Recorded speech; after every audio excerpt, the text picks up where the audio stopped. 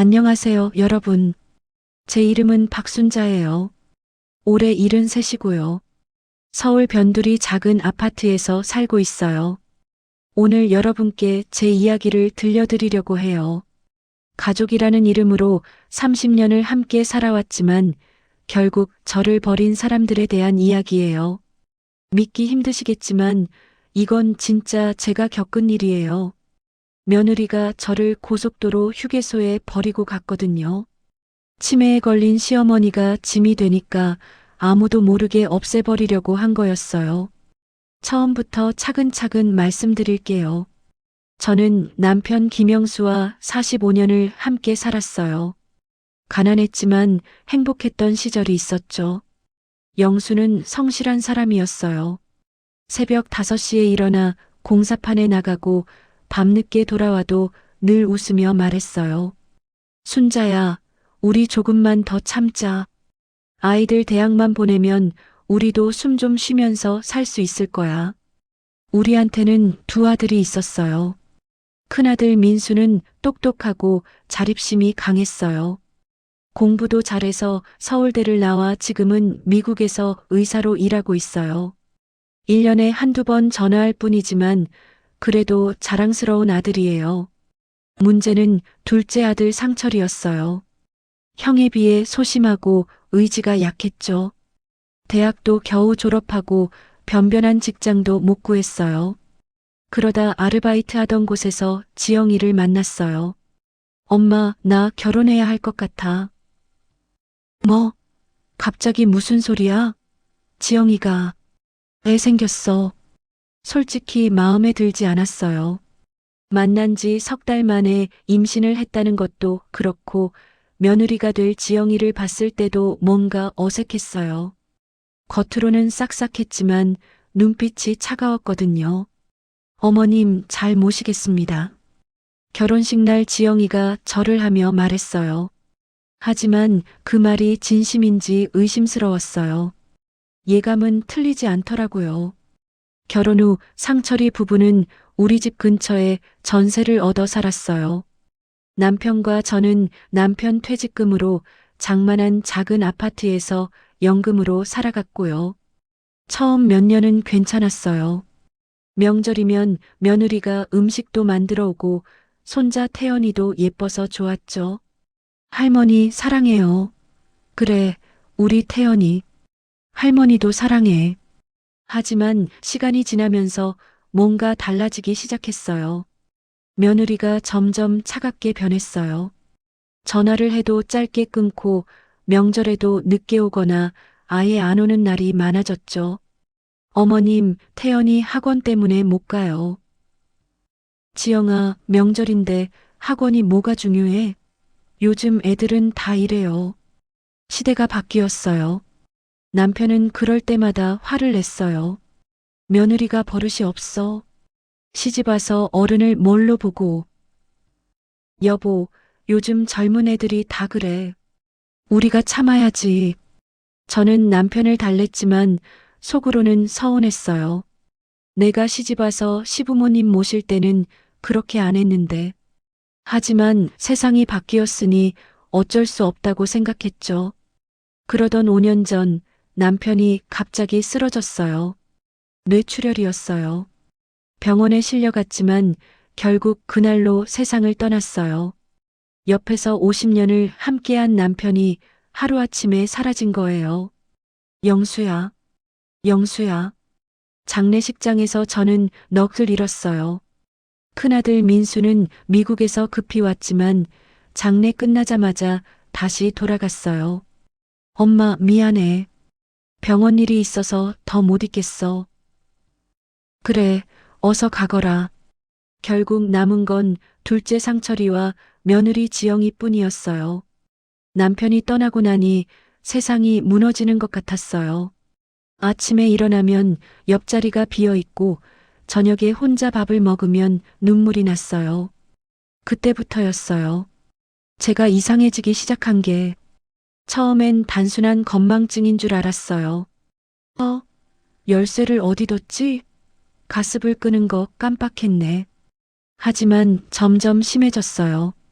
장 보러 갔다가 집을 못 찾아오기도 했고 아는 사람 이름이 생각나지 않았어요.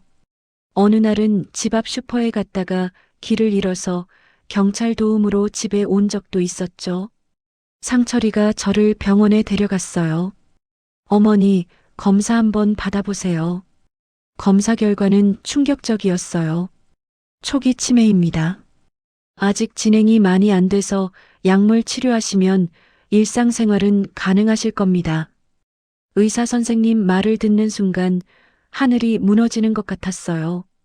치매. 그 무서운 병에 제가 걸렸다니. 상철아, 엄마 어떡하니? 괜찮아요, 엄마. 제가 모실게요. 상철이는 그렇게 말했지만 며느리 지영이 얼굴은 굳어 있었어요. 그때 저는 느꼈어요. 아, 이 사람이 나를 싫어하는구나. 이제 나는 짐이 되는구나. 집에 돌아와서도 머릿속이 복잡했어요. 치매에 걸렸다는 게 너무 무섭고 창피했어요. 남편도 없는데 내가 이 병에 걸리다니. 자식들한테 짐이 되는구나 싶어서 한숨만 나왔어요. 그날 밤 상철이와 지영이가 작은 방에서 싸우는 소리가 들렸어요. 어떻게 우리가 어머니를 모셔야 하는 거야? 당연하지. 형은 미국에 있고 요양원에 모시면 안 돼? 그게 무슨 소리야? 우리 엄마를 요양원에? 돈은 어떻게 하고? 간병비가 얼마인데? 어머니 연금이랑 적금 있잖아. 그것도 얼마 안 되는데. 차라리 우리가. 목소리가 작아져서 더는 안 들렸어요. 하지만 충분히 알 수 있었어요. 며느리는 저를 요양원에 보내고 싶어 한다는 것을요. 그날 밤 저는 잠을 잘 수 없었어요. 눈물만 흘렀어요. 남편이 살아있었으면 이러지 않았을 텐데. 큰아들이 미국에 있지 않았으면 이러지 않았을 텐데. 다음 날 아침 며느리가 조심스럽게 말을 꺼냈어요. 어머님, 우리가 모실 테니까 너무 걱정하지 마세요. 지영아, 미안하다. 엄마가 너희한테 짐이 돼서. 무슨 말씀을요? 가족인데요. 겉으로는 그렇게 말했지만 눈빛은 차가웠어요. 저는 알았어요. 이 사람이 진심이 아니라는 것을요. 그 후로 저는 상철이네 집에서 살게 됐어요. 작은 방 하나를 제 방으로 줬어요. 처음엔 괜찮았어요. 상철이는 착했고 손자 태연이도 자주 와서 저를 위로해줬어요. 할머니, 괜찮아요. 우리가 있잖아요. 그래, 고맙다 태연아. 하지만 며느리 태도는 점점 더 차갑게 변했어요. 제가 같은 말을 반복하면 짜증을 냈고 실수를 하면 한숨을 쉬었어요. 어머님, 그거 어제도 말씀하셨잖아요. 어머님, 왜 자꾸 가스불을 안 끄세요? 저도 모르게 그러는 건데 자꾸 나무라니 제가 더 위축됐어요. 상철이는 회사 일로 바빠서 집에 늦게 들어오고 낮에는 며느리와 단둘이 있는 시간이 많았어요. 간병인 아주머니를 구했어요. 하지만 며느리는 간병인한테도 불친절했어요. 왜 이렇게 비싸요? 하는 것도 없으면서. 죄송합니다. 시세가 이래요. 며느리는 불평하면서도 어쩔 수 없이 간병인을 두긴 했어요. 제 연금으로 비용을 냈으니까요. 그렇게 몇 달이 지났어요. 제 상태는 조금씩 나빠졌어요. 어떤 날은 상철이를 못 알아보기도 했고 화장실 위치를 잊어서 실수하기도 했어요. 그럴 때마다 며느리 표정이 굳어졌어요. 혀를 차는 소리가 들렸고 작은 한숨 소리도 들렸어요. 저는 그게 너무 무서웠어요. 지영아, 미안해. 엄마가 자꾸 실수해서. 괜찮아요. 어쩔 수 없잖아요. 말은 그렇게 했지만 눈빛은 날카로웠어요. 저를 보는 눈이 점점 더 차갑게 변했어요. 어느 날 밤 또 며느리와 상철이가 싸우는 소리가 들렸어요. 언제까지 이렇게 살아야 돼? 나 정말 못 견디겠어. 지영아, 조금만 참아. 엄마도 힘드신 거야. 당신 엄마만 힘들어? 나는, 내 인생은 매일 똥오줌 치우고 같은 말 100번씩 듣고 있다고. 목소리 좀 낮춰. 엄마 들으시겠어? 들으면 어때? 차라리 요양원에 모셔. 그날 밤 저는 이불을 뒤집어 쓰고 울었어요. 소리 내지 않으려고 입을 막고 울었어요. 내가 짐이 되는구나. 며느리가 날 싫어하는구나. 나를 없애고 싶어 하는구나. 그 후로 며느리의 태도는 더욱 냉랭해졌어요. 말을 거의 하지 않았고 음식도 대충 줬어요. 상철이가 있을 때는 달랐지만 둘만 있을 때는 완전히 다른 사람이었어요. 밥 먹어요. 지영아, 고마워. 대답도 없이 돌아서서 자기 방으로 들어가는 며느리를 보며 저는 두려웠어요. 이 사람이 나를 어떻게 할까? 혹시 나한테 나쁜 짓을 하는 건 아닐까? 그러던 어느 날이었어요. 그날이 제 인생에서 가장 무서운 날의 시작이었어요. 그날은 3월 중순이었어요. 아직 쌀쌀한 날씨였죠. 아침에 일어났는데 상철이가 출근 준비를 하고 있었어요. 엄마, 저 오늘 출장 가요. 출장? 어디? 거제도요. 회사에서 프로젝트 때문에 3박 4일 가야 해요. 그래. 조심해서 다녀와라. 네. 지영이가 잘 모실 테니까 걱정하지 마세요. 상철이가 나가고 며느리와 저만 남았어요. 간병인 아주머니는 그날 오시지 않았어요. 며느리가 보냈다고 했어요. 어머님, 오늘 간병인 안 와요. 왜?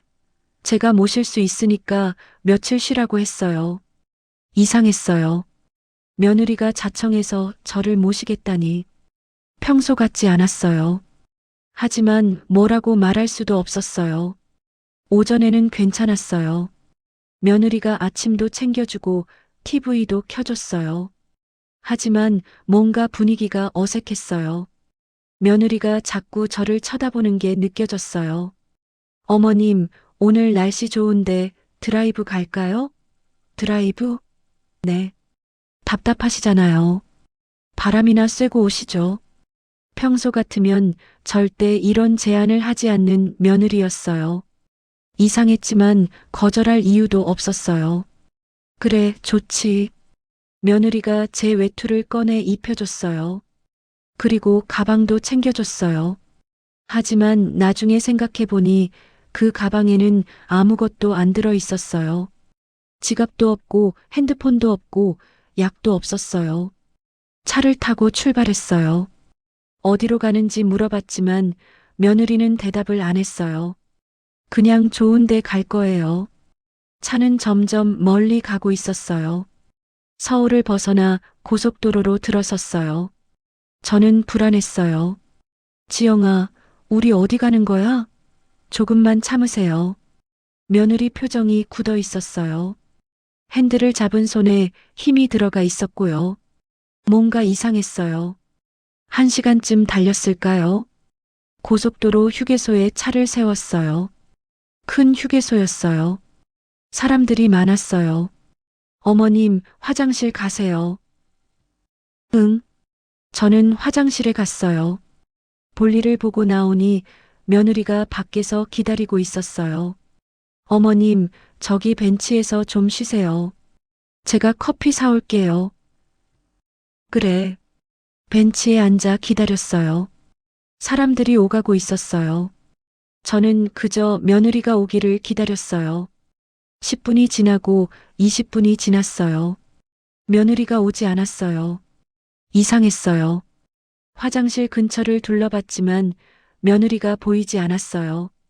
30분이 지나자 불안해지기 시작했어요. 주차장으로 가봤어요. 우리 차가 없었어요. 며느리가 차를 가지고 간 거예요. 지영아, 지영아. 아무리 불러도 대답이 없었어요. 사람들에게 물어봤지만 다들 모른다고 했어요. 아줌마, 딸 찾으세요? 응, 며느리가. 아까 여기 있었는데. 혹시 주차장 가보셨어요? 갔는데 차가 없어. 그때 깨달았어요. 며느리가 저를 버리고 간 거였어요. 믿을 수가 없었어요. 아무리 저를 싫어해도 이럴 수 있나? 고속도로 휴게소에 시어머니를 버리고 가다니. 패닉이 왔어요. 어떻게 해야 할지 몰랐어요. 가방을 열어봤지만 아무것도 없었어요. 핸드폰도 없고 돈도 없고. 아줌마 괜찮으세요? 나 집에 가야 하는데. 집이 어딘데요? 서울. 서울. 근데 주소가 생각나지 않았어요. 치매 때문에 기억이 안 났어요. 상철이 전화번호도 생각나지 않았어요. 아줌마 경찰서에 가보세요. 하지만 경찰서가 어딘지도 몰랐어요. 저는 그저 벤치에 앉아 울기 시작했어요. 지영아, 왜 나를 버렸어? 왜? 시간이 흘러 해가 지기 시작했어요. 주변이 어두워졌어요.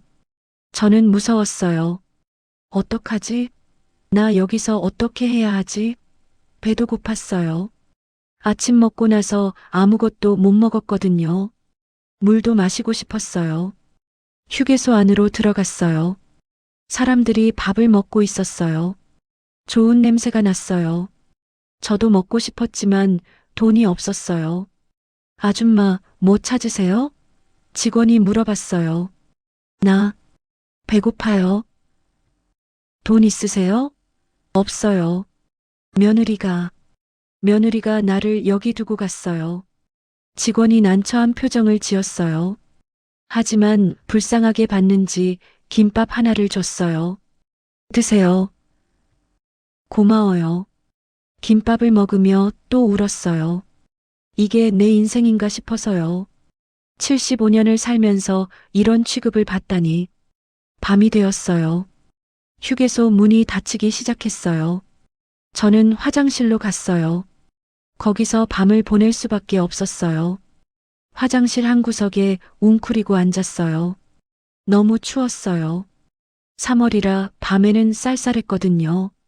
외투 하나로는 추위를 막을 수 없었어요. 영수야, 영수야. 죽은 남편을 불렀어요.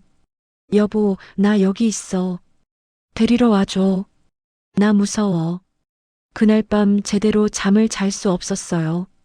추워서 떨고 무서워서 떨었어요. 새벽이 되어서야 조금 졸았어요. 다음 날 아침 청소하는 아주머니가 저를 발견했어요. 아니, 할머니 여기서 뭐 하세요? 나 집에 가야 해요. 어디가 집인데요? 모르겠어요. 며느리가 말이 제대로 나오지 않았어요. 머리가 멍했어요. 청소 아주머니가 휴게소 사무실로 데려갔어요.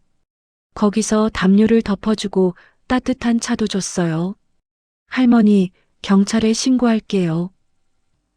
응. 하지만 경찰이 오기 전에 저는 휴게소를 나왔어요. 왜 나왔는지는 모르겠어요. 그냥 집에 가야 한다는 생각뿐이었어요. 고속도로 옆길로 걸었어요. 어디로 가는지도 모르고 그냥 걸었어요. 차들이 쌩쌩 지나가고 위험했지만 신경 쓰지 못했어요. 몇 시간을 걸었을까요? 다리가 아팠어요. 배도 고프고 목도 말랐어요. 길가에 앉아 쉬었어요. 영수야, 나 힘들어. 데리러 와줘. 지나가던 차가 멈춰 섰어요. 트럭 기사 아저씨였어요.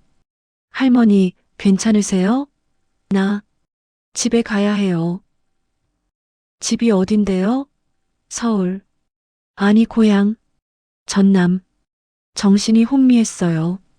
서울인지 고향인지 헷갈렸어요. 할머니, 위험해요. 경찰서에 가세요. 싫어요. 나 집에 갈 거예요. 트럭 기사는 어쩔 수 없다는 듯 가버렸어요. 저는 계속 걸었어요.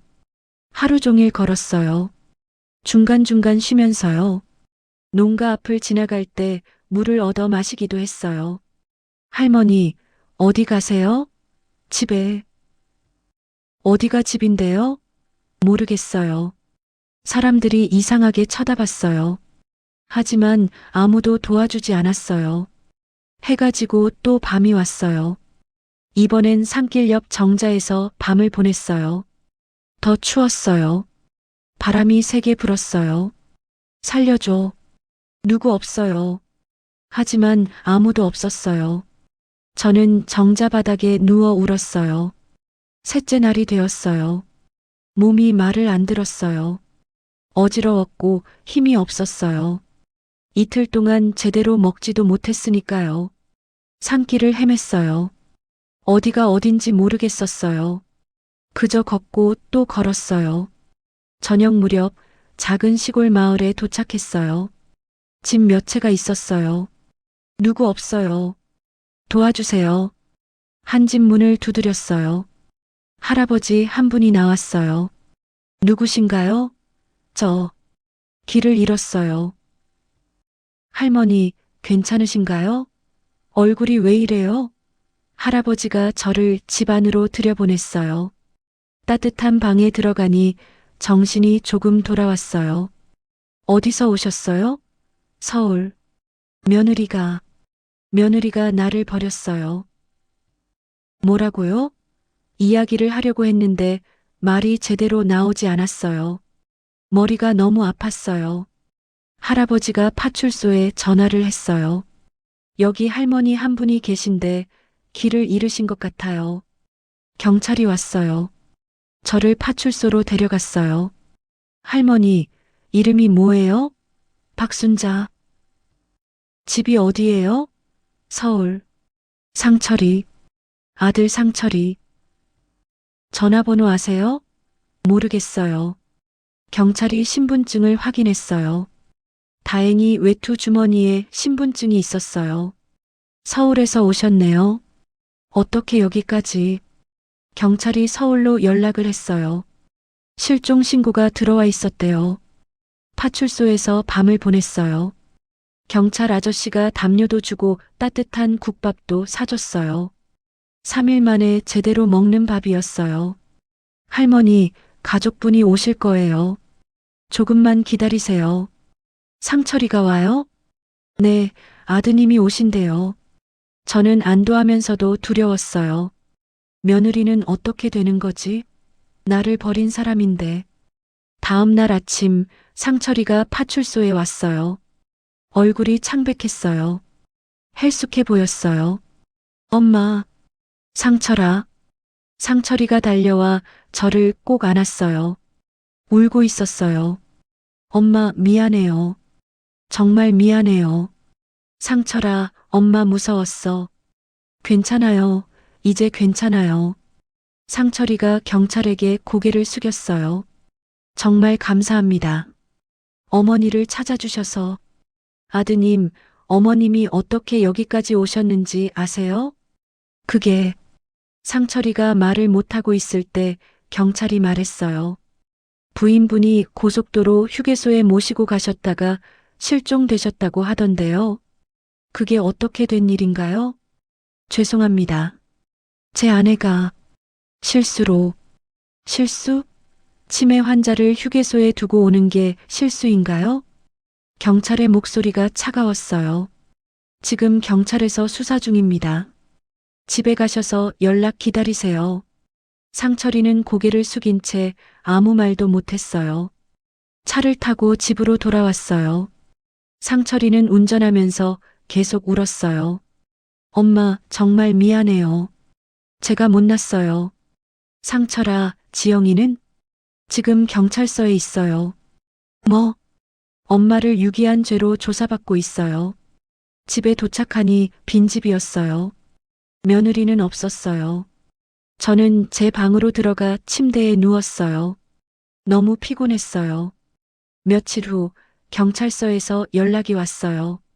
조사를 받으러 오라고 했어요. 경찰서에 갔어요. 형사님이 저에게 물어봤어요. 할머니, 그날 일을 기억하세요? 네. 며느리가 휴게소에. 자세히 말씀해 주세요. 저는 기억나는 대로 말했어요. 며느리가 드라이브 가자고 했고 휴게소에서 기다리라고 했고 그대로 사라졌다고. 며느리가 일부러 그런 것 같으세요? 네. 저를 버리려고. 왜 그렇게 생각하세요? 며느리가 평소에 저를 싫어했어요. 짐이라고 생각했어요. 형사님이 고개를 끄덕였어요. 간병인 분한테도 조사했습니다. 며느리 분이 사흘 전에 간병인을 보냈다고 하더군요. 정말요? 네. 계획적인 범행으로 보입니다. 그 말을 듣는 순간 가슴이 철렁했어요. 며느리가 계획적으로 저를 버렸다니. 며칠 후 며느리가 경찰에 잡혀왔어요. 상철이도 같이 조사를 받았어요. 재판이 시작됐어요. 법정에 섰어요. 며느리는 피고석에 앉아 있었어요. 저를 쳐다보지도 않았어요. 피고인, 할머니를 휴게소에 두고 온 이유가 뭡니까? 일부러 그런 게 아니에요. 잠깐 기다리라고 하고 화장실에 갔는데 제가 길을 잃어서. 거짓말이었어요. 명백한 거짓말이었어요. 그럼 왜 바로 신고하지 않았습니까? 3일이나 지나서 신고했잖아요. 찾을 수 있을 거라고 생각했어요. 치매 환자가 고속도로 휴게소에서 사라졌는데 찾을 수 있다고 생각했다고요? 검사가 강하게 추궁했어요. 피고인은 사건 전날 간병인을 보냈습니다. 이것이 우연이라고 생각하십니까? 그건 제가 직접 모시려고. 거짓말하지 마십시오. 증인 나오십시오. 간병인 아주머니가 증인으로 나왔어요. 피고인이 뭐라고 했습니까? 며느리 분이 시어머니와 여행을 간다고 했어요. 며칠 쉬라고요. 여행이라고 했습니까? 네. 법정이 술렁였어요. 여행이라니. 버리러 가는 게 여행인가요? 검사가 계속 추궁했어요. 피고인, 시어머니를 요양원에 보내자고 남편에게 여러 번 말했죠? 그건 통장에서 몰래 돈을 빼낸 것도 사실입니까? 저는 대답하십시오. 며느리는 아무 말도 못했어요. 재판은 계속됐어요. 상철이도 증인으로 나왔어요. 피고인과 시어머니 문제로 다툰 적 있습니까? 네, 있습니다. 어떤 내용이었습니까? 아내가 어머니를 요양원에 보내자고 했습니다. 당신은 뭐라고 했습니까? 안 된다고 했습니다. 그런데도 아내가 계속 주장했습니까? 네. 법정을 나오며 상철이가 저에게 무릎을 꿇었어요. 엄마, 용서해 주세요. 제가 잘못했어요. 상철아, 제가 아내를 잘 못 봤어요. 이런 사람인 줄 몰랐어요. 상철이가 울었어요. 저도 울었어요. 며칠 후 판결이 났어요. 며느리는 유기죄로 징역 2년을 선고받았어요. 상철이는 방조죄로 징역 6개월에 집행유예 1년이었어요. 피고인은 치매 환자인 시어머니를 고의로 위험한 곳에 유기했습니다. 이는 명백한 범죄 행위입니다. 판사의 말이 법정에 울려 퍼졌어요. 며느리는 그 자리에서 무너졌어요. 울면서 용서를 빌었지만 저는 고개를 돌렸어요. 할머니, 제발 용서해 주세요.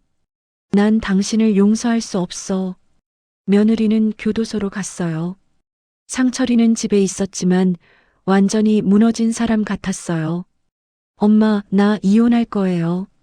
상철아, 이런 사람이랑 더 이상 못 살아요. 엄마를 그렇게 대한 사람을. 상철이는 이혼 절차를 시작했어요. 며느리도 동의했어요. 손자 태연이는 상철이가 키우기로 했어요. 아이도 엄마가 한 짓을 알고 충격을 받았어요. 할머니, 미안해요. 엄마가 그런 짓을. 태연아, 내 잘못이 아니야. 할머니, 앞으로 제가 할머니 모실게요. 고맙다, 태연아. 손자가 기특했어요. 아직 어린데 할머니를 생각해 주다니. 재판 후 저는 상철이네 집에서 계속 살았어요. 이번에는 제대로 된 간병인을 구했고 상철이도 저를 잘 돌봐줬어요. 하지만 마음의 상처는 쉽게 아물지 않았어요. 밤만 되면 그날이 생각났어요. 휴게소에서 떨던 그날, 산길을 헤매던 그날. 영수야, 내가 이렇게 살 줄 알았니? 남편 사진을 보며 울었어요. 며느리가 교도소에 간 후 저는 조금씩 안정을 찾아갔어요. 상철이가 직장을 옮겨서 집에 있는 시간이 늘어났고 손자 태연이도 저를 많이 도와줬어요. 할머니, 오늘 뭐 드시고 싶으세요? 글쎄다. 너는 뭐 먹고 싶어? 할머니가 좋아하시는 거요. 태연이는 정말 착한 아이였어요. 엄마가 저지른 일에 대해 미안해하며 저를 더 잘 모셨어요. 새로운 간병인 김 선생님도 좋은 분이었어요. 친절하고 인내심이 많았어요. 할머니, 약 드실 시간이에요. 고마워요, 선생님. 천만에요. 제가 할 일인걸요. 김 선생님은 며느리와 달랐어요. 제가 같은 말을 반복해도 짜증 안 내고 실수를 해도 다정하게 대해줬어요. 하지만 병은 점점 진행됐어요. 어떤 날은 상철이를 못 알아보기도 했어요. 아저씨, 누구세요? 엄마, 저예요. 상철이요. 상철이? 우리 아들? 네, 엄마. 아, 그래. 미안해. 엄마가 깜빡했네. 상철이 얼굴이 슬퍼 보였어요. 자기 엄마가 자기를 못 알아보는 게 얼마나 힘든지 알았어요. 의사 선생님이 말씀하시길 병이 중기로 접어들고 있다고 했어요. 앞으로 더 심해질 겁니다. 가족분들이 각오를 하셔야 해요. 얼마나 더 버틸 수 있나요? 사람마다 다릅니다. 몇 년 될 수도 있고. 상철이가 집에 와서 울었어요. 엄마가 저를 잊어버리면 어떡해요? 상철아, 괜찮아. 엄마는 내가 누군지 마음으로는 알아. 정말요? 그럼 내가 내 아들이라는 건 절대 아니죠. 하지만 제 말이 거짓말이라는 걸 알았어요. 언젠가는 상철이도 태연이도 다 잊어버릴 거예요. 그 무렵 미국에 있던 큰아들 민수가 한국에 왔어요. 엄마 소식을 듣고 급히 온 거였어요. 엄마, 민수야, 우리 큰아들. 엄마, 그동안 미안했어요. 제가 더 자주 연락했어야 하는데. 괜찮아. 내가 바쁜 거 엄마가 알지. 민수는 며칠 머물면서 저를 돌봐줬어요. 상철이와 함께 저를 모시는 모습이 대견했어요. 형, 고마워요. 와줘서. 당연한 거지. 우리 엄마인데. 형도 바쁠 텐데. 엄마가 더 중요하지. 두 아들이 저를 위해 함께 있는 모습을 보니 눈물이 났어요. 이래서 자식을 키우는구나 싶었어요. 민수가 떠나기 전에 상철이와 진지하게 이야기를 나눴어요. 상철아, 혼자 힘들지? 괜찮아요, 형. 내가 돈 보낼게. 엄마 간병비로 써. 형, 고마워요. 그리고 정 힘들면 좋은 요양원 알아봐. 엄마를 학대하는 게 아니라 전문적으로 케어받으시는 거니까. 네, 알겠습니다. 민수가 떠난 후 저는 상철이에게 말했어요. 상철아, 엄마 요양원 가고 싶지 않아. 엄마, 무슨 소리예요? 여기서 너희들과 함께 있고 싶어? 당연하죠. 제가 끝까지 모실 거예요. 고맙다, 아들. 하지만 저도 알았어요. 언젠가는 요양원에 가야 할지도 모른다는 것을요. 상철이 혼자 저를 돌보는 게 한계가 있을 거예요. 계절이 바뀌어 여름이 왔어요. 더운 날씨에 저는 힘들어했어요. 에어컨을 틀어도 답답했어요. 할머니, 시원한 수박 드세요. 태연이가 수박을 깎아왔어요. 고맙다, 태연아. 할머니, 제가 부채질해 드릴까요? 괜찮아. 내가 더 더울 텐데. 저는 괜찮아요. 태연이는 정말 효자였어요. 친구들과 놀러 가지도 않고 저를 돌봐줬어요. 어느 날 태연이가 물었어요. 할머니, 엄마는 언제 나와요? 글쎄다. 아직 멀었을 거야. 할머니, 엄마가 그런 짓 한 거 정말 미안해요. 태연아, 내 잘못이 아니야. 엄마가 잘못한 거지. 근데 저는 엄마가 보고 싶어요. 아이도 힘들 거예요. 엄마가 할머니를 버렸다는 사실을 알면서도 엄마를 그리워하는 마음. 태연아, 엄마 만나고 싶으면 만나도 돼. 할머니가 괜찮으세요? 그럼, 넌 엄마를 용서할 수 있어. 넌 착한 아이니까. 태연이는 가끔 교도소에 면회를 갔어요. 상철이가 데려가 줬어요. 며느리는 교도소에서 많이 변했다고 했어요. 반성하고 있다고 상철이가 전해줬어요. 엄마, 지영이가 엄마께 용서를 빌고 싶대요. 면회 오시겠어요? 아니, 저는 거절했어요. 아직 며느리를 용서할 수 없었어요. 가을이 왔어요. 저는 단풍 구경을 가고 싶었어요. 상철아, 엄마 단풍 보러 가고 싶다. 그래요? 그럼 이번 주말에 가요. 주말에 상철이, 태연이, 김 선생님과 함께 남산에 갔어요. 단풍이 아름다웠어요. 예쁘다. 엄마, 사진 찍어요. 상철이가 휴대폰으로 사진을 찍었어요. 저는 행복했어요. 상철아, 엄마 행복해. 엄마, 이렇게 너희들과 함께 있는 게 행복해. 그날 저는 오랜만에 웃을 수 있었어요. 겨울이 다가왔어요. 날씨가 추워지면서 제 건강도 나빠졌어요. 감기에 자주 걸리고 기침도 많이 했어요. 할머니, 병원 가보셔야 할 것 같아요. 김 선생님이 걱정스럽게 말했어요. 병원에 갔더니 폐렴이라고 했어요. 입원하셔야 합니다. 입원요? 네, 상태가 좋지 않으세요. 저는 병원에 입원했어요. 상철이가 매일 와서 저를 돌봐줬어요. 엄마, 괜찮으세요? 응, 괜찮아. 하지만 괜찮지 않았어요. 숨쉬기가 힘들었고 기침이 멈추지 않았어요. 의사 선생님이 상철이를 따로 불러 이야기했어요. 저는 못 들었지만 나중에 알았어요. 어머님 상태가 위중합니다. 나이도 있으시고 치매도 있으셔서 회복이 더딜 겁니다. 그럼 어떻게 되는 건가요? 최악의 경우를 대비하셔야 합니다. 상철이는 그날 밤 제 병실에서 울었어요. 엄마, 떠나시면 안 돼요. 상철아, 엄마 없으면 나 어떡해요. 상철아, 엄마는 안 가.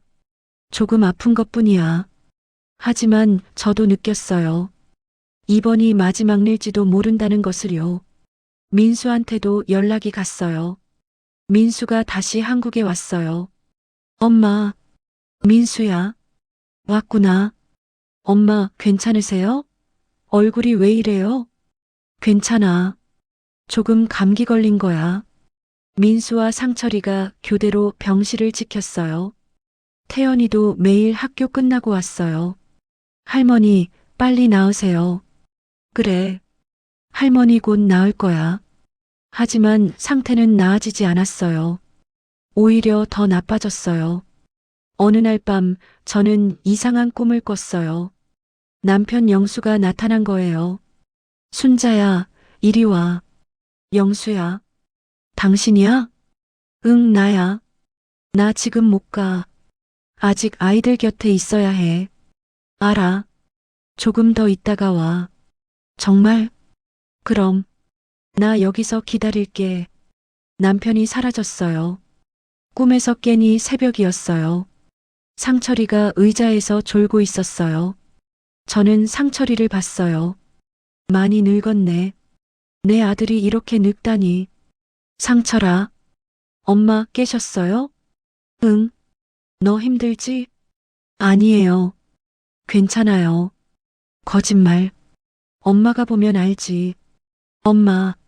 상철아, 엄마가 미안해. 무슨 말씀이세요? 너한테 짐이 돼서.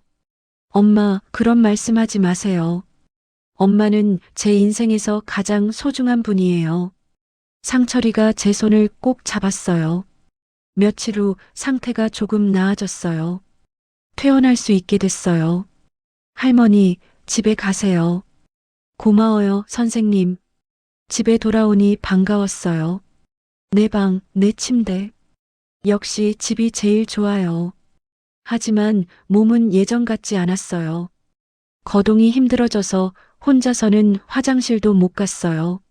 엄마, 제가 도와드릴게요. 상철이가 저를 부축했어요. 남자인 아들이 이런 일까지 해야 하다니.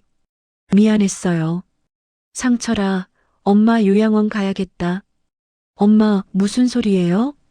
너 혼자 힘들잖아. 아니에요. 김 선생님도 계시고요. 그래도, 엄마, 제가 끝까지 모실 거예요. 약속했잖아요. 상철이의 눈에 눈물이 맺혔어요. 그때 현관문이 열렸어요. 누군가 들어왔어요. 상철아, 나야. 며느리 지영이었어요. 출소한 거예요. 지영이? 어머님. 며느리가 제 앞에 무릎을 꿇었어요. 어머님, 용서해 주세요. 정말 죄송합니다. 저는 며느리를 봤어요. 많이 야위었어요. 얼굴도 수척하고. 일어나. 어머님, 일어나라고. 며느리가 일어났어요. 저는 며느리를 똑바로 봤어요. 넌 나한테 용서받을 자격이 없어. 어머님. 하지만 상철이와 태연이를 위해서 한 번만 기회를 줄게. 어머님. 다시는 그런 짓 하지 마. 알겠어? 네. 절대 안 그럴게요. 며느리가 울면서 고개를 숙였어요. 상철이가 놀란 표정으로 저를 봤어요. 엄마. 상철아, 가족은 함께 있어야 해. 태연이한테도 엄마가 필요하고. 엄마 고마워요. 그날부터 며느리가 다시 우리 집에 왔어요. 처음엔 어색했어요. 며느리도 저도. 하지만 며느리는 정말 달라져 있었어요. 저를 정성껏 돌봤어요. 어머님, 식사하세요. 고맙다. 어머님, 불편한 건 없으세요? 없어. 며느리의 태도가 진심으로 변한 게 느껴졌어요. 교도소에서 정말 반성을 많이 한 것 같았어요. 며느리가 돌아온 후 집안 분위기가 많이 좋아졌어요. 태연이도 엄마가 돌아와서 행복해했고 상철이도 안심하는 것 같았어요. 엄마, 밥 많이 드세요. 응, 맛있다. 며느리가 만든 음식이 정말 맛있었어요. 예전보다 훨씬 정성이 들어가 있었어요. 어머님, 제가 교도소에서 많이 생각했어요. 그래. 제가 정말 나쁜 짓을 했어요. 어머님을 사람이 아니라 짐으로만 봤어요. 지금 생각하면 제가 미쳤던 것 같아요. 어떻게 그런 짓을 할 수 있었는지. 며느리가 울먹였어요. 그만해. 지난 일이야. 어머님, 정말 죄송해요. 평생 죄책감 안고 살 거예요. 알았어. 그러니까 이제부터 잘하면 돼. 네, 어머님. 며느리는 정말 열심히 저를 모셨어요. 밥도 잘 차려주고 약도 챙겨주고 산책도 같이 나갔어요. 어머님, 오늘 날씨 좋은데 산책 가실까요? 그래, 좋지. 공원을 산책하면서 며느리와 이야기를 나눴어요. 지영아, 너 교도소에서 힘들었지? 네. 하지만 제가 당연히 받아야 할 벌이었어요. 그래도 젊은 나이에. 어머님, 괜찮아요. 오히려 거기서 제가 얼마나 잘못했는지 깨달았어요. 며느리가 진심으로 반성하고 있다는 게 느껴졌어요. 지영아, 엄마가 너한테 미안해. 어머님, 무슨 말씀이세요? 내가 너한테 짐이 됐잖아. 치매 걸려서. 어머님, 그런 말씀하지 마세요. 제가 이해심이 없었던 거예요. 그래도, 어머님, 이제는 제가 진심으로 모실 거예요. 약속드려요. 며느리의 눈에 눈물이 맺혔어요. 저도 눈물이 났어요. 그날 이후 저는 며느리를 완전히 용서했어요. 사람은 변할 수 있다는 것을 알았어요. 계절이 바뀌어 다시 봄이 왔어요. 1년이 흐른 거예요. 어머님, 벚꽃 구경 가실까요? 그래, 좋아. 가족 모두가 함께 여의도에 벚꽃 구경을 갔어요. 상철이, 며느리, 태연이, 그리고 저. 할머니 예쁘죠? 그래, 정말 예쁘다. 벚꽃이 흩날리는 걸 보면서 저는 생각했어요. 인생도 이렇게 흘러가는구나. 엄마 사진 찍어요. 가족 사진을 찍었어요. 모두가 웃고 있었어요. 그날 밤 집에 돌아와서 며느리가 말했어요. 어머님, 오늘 정말 행복했어요. 엄마도 행복했어. 어머님, 앞으로 매일매일 이렇게 행복하게 해드릴게요. 고맙다, 지영아. 하지만 저는 알고 있었어요. 제 시간이 얼마 남지 않았다는 것을요. 병은 계속 진행되고 있었어요. 이제는 가족들 얼굴도 가끔 헷갈렸어요. 이 사람 누구야? 엄마, 저예요. 상철이요. 아, 상철이. 상철이 얼굴이 슬퍼 보였어요. 의사 선생님이 말씀하시길 말기로 접어들고 있다고 했어요. 이제 얼마 남지 않았습니다. 어느 정도요? 몇 개월. 혹은 상철이가 충격을 받았어요. 집에 와서 며느리와 울었어요. 저는 그 소리를 들었어요. 아, 내가 이제 곧 가는구나. 하지만 두렵지 않았어요. 오히려 편안했어요. 남편한테 가는 거니까. 어느 날 밤 저는 가족들을 불렀어요. 다들 모여봐. 엄마, 왜요? 엄마가 할 말이 있어. 상철이, 며느리, 태연이가 모였어요. 엄마는 너희들을 정말 사랑해. 엄마, 상철아, 너는 착한 아들이야. 엄마를 잘 모셔줘서 고마워. 엄마, 당연한 거예요. 지영아, 너도 고마워. 변해줘서. 어머님, 태연아, 넌 효자야. 할머니가 자랑스러워. 할머니, 엄마는 행복했어. 너희들과 함께여서. 가족들이 울기 시작했어요. 저도 울었어요. 여름이 왔어요. 제 마지막 여름이었어요. 더운 날씨에 저는 힘들어했어요. 숨쉬기가 어려웠고 거의 누워만 있었어요. 어머님, 물 드세요. 며느리가 물을 떠다 줬어요. 고맙다. 목소리도 가늘어졌어요. 말하기가 힘들었어요. 의사 선생님이 자주 왕진을 왔어요. 이제 마지막을 준비하셔야 할 것 같습니다. 상철이가 민수한테 연락했어요. 민수가 다시 한국에 왔어요. 엄마, 민수야. 엄마, 제가 왔어요. 두 아들이 제 양옆에 앉았어요. 며느리와 태연이도 있었어요. 다들 고마워. 엄마 말씀 마세요. 힘드시잖아요. 아니야. 할 말이 있어. 저는 힘을 내서 말했어요. 민수야. 미국에서 잘 살아. 엄마, 상철아, 지영이랑 행복하게 살아. 엄마, 네. 태연아, 착하게 자라라. 할머니, 엄마는 행복했어. 너희들 덕분에. 가족들이 모두 울었어요. 영수야, 나 이제 갈게.